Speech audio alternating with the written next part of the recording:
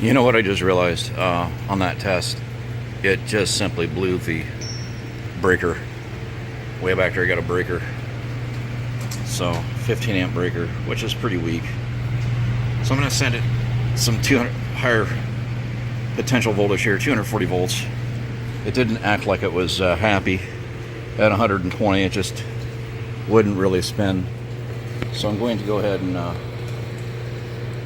hit it with 240 volts, which should be normal, really, for a motor like a blower like I have back there. Is the same exact motor from what I can see on the frame.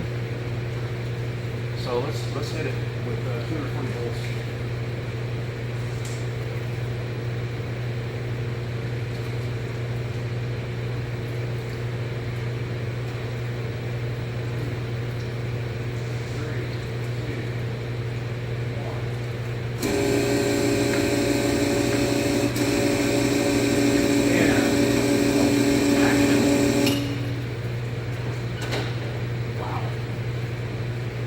Nice. Well, we got some more height there on the car. Went right up. So I think I threw a circuit somewhere. I'm going to need to wire this in there. I just don't have a very good, it's got a thermal overload protection on the motor. So it's raising the car up nicely and it's smooth. Really happy about that. So I think it's the thermal overload on the motor itself, because it just kind of kicked on and off there, and I'm doing this one-handed, which is really not a very good method. Here it goes again. Thermal overload on the motor itself. It's not designed for this kind of load, but at this point what I can do is omit that little sensor in the winding and put a little fan on it to give it much more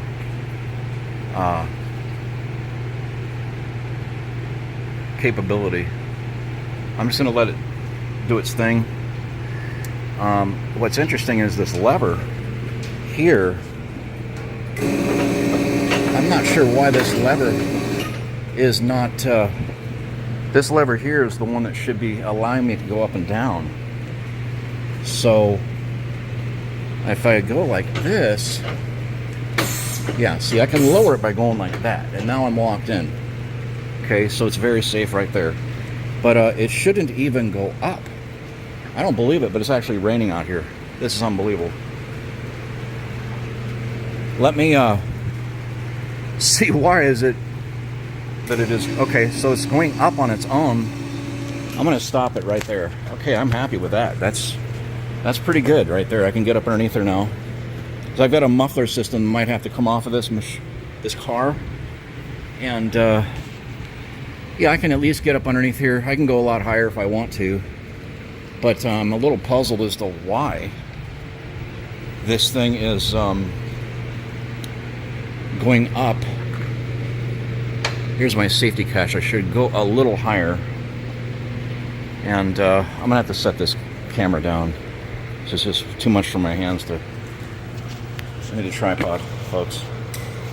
See? You hear that click on the motor? That's the thermal overload protection. So the motor itself has enough horsepower. It's just thermally not capable. It's set too low of a temperature to trip and cut power. So the motor is doing its job. The circuitry on the motor is good. So that's great. But this lever here, I don't think I have anything wrong with the... it's definitely 240 volts. And it's unplugged. There's nothing. Normal smell. This is nice and smooth. It didn't torque. This motor would have torqued this way, because this should be spinning counterclockwise. So to verify that, I'd probably just stick a little bore scope in here where I can just hold onto the motor and see if it torques clockwise this way. If it torques this way, I know it's going counterclockwise. Reaction. So I think I'm missing some rain out here. Let's go see. So that's fantastic. That lifted it very smooth. All right. Okay.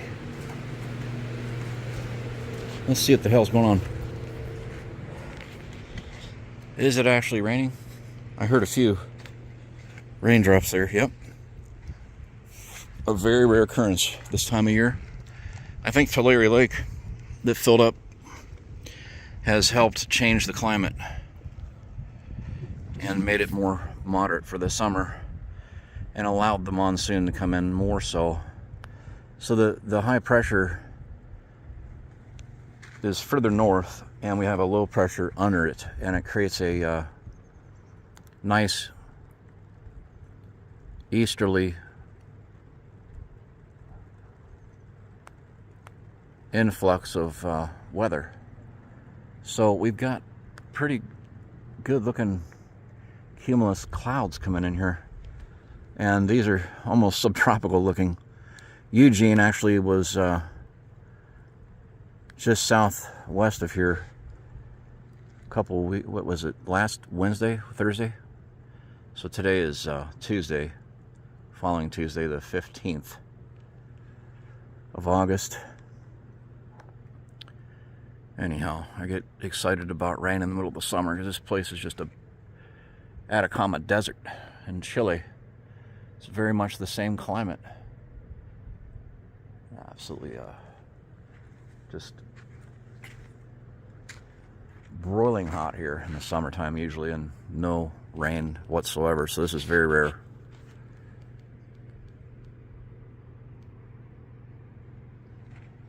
Had a few raindrops there, big ones too. All right, so now at least I've got some progress made on this lift. I just have to investigate what direction this thing's going. It may be spinning the wrong direction, but nevertheless it excited the pump and pressurized it enough to easily lift the car, which weighs about probably damn near 5,000 pounds. So it lifted it up no problem. It's just we have a thermal overload in the motor that is triggered and opens the circuit doing its job, but I will simply have to, well, put a ventilation fan on there and keep the temperature down. But it's not hot, and it's just barely warm. Plus this motor needs to have lubrication, get back into its internal journals. And all right, so that is that. I will hook a switch to this thing and a cooling fan at the top, and that should get us moving more reliably and continuously. All right, this is CTE. Thank you for your interest. See you next time. Get this blown power unit out of here. We got good contact here. On the lift, you always want to shake a car first, which I already did before I got underneath this thing a couple weeks ago. It's been stuck on this lift for almost a month now, so I just haven't had the time to... Okay, this is the unit here I suspect is blown. And it's very possible that this exhaust system overheated it.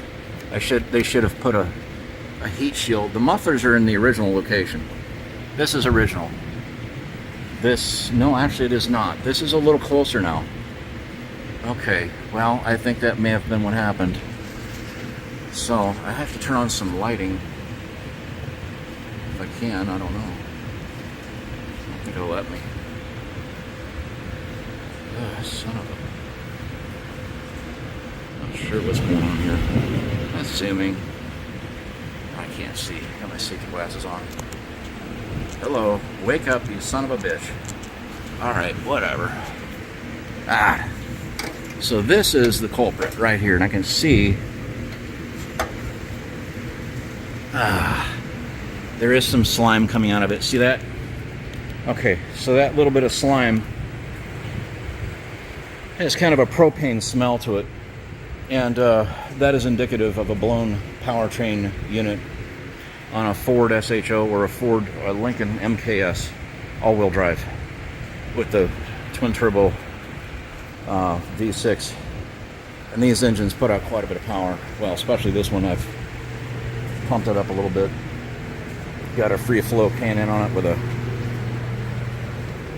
double barreled exhaust system that breathes. Got rid of the Damn resonators back here, mufflers actually. Resonator, that's a muffler now. So the resonators were up here, mufflers are back here, and got a little bit of an exhaust leak here. That's not good. I have to seal that up. Plus, I was also running E85 ethanol there for a while, experimenting with it. That might have actually gotten too hot. So anyhow, I'll look it over. I don't see any major issues here with overheating. The cat converter would be all damaged if that were the case. So, alright, I better cut this video. It's probably very boring. But here's kind of a pre-cat. And I'm not sure if that's a cat. Could be a cat converter right there. If it were overheated, that would have failed. So anyway, let's go. Yeah, that's interesting. Look at this. Look at this crap that leaked out here. This whole muffler pipe is covered in liquid oil. And there's a drip right there. And this is definitely that oil that comes out of that gearbox. What a shame. That damn thing's blown. Alright, I gotta zip that out quick. Move along. Cut. Over and out.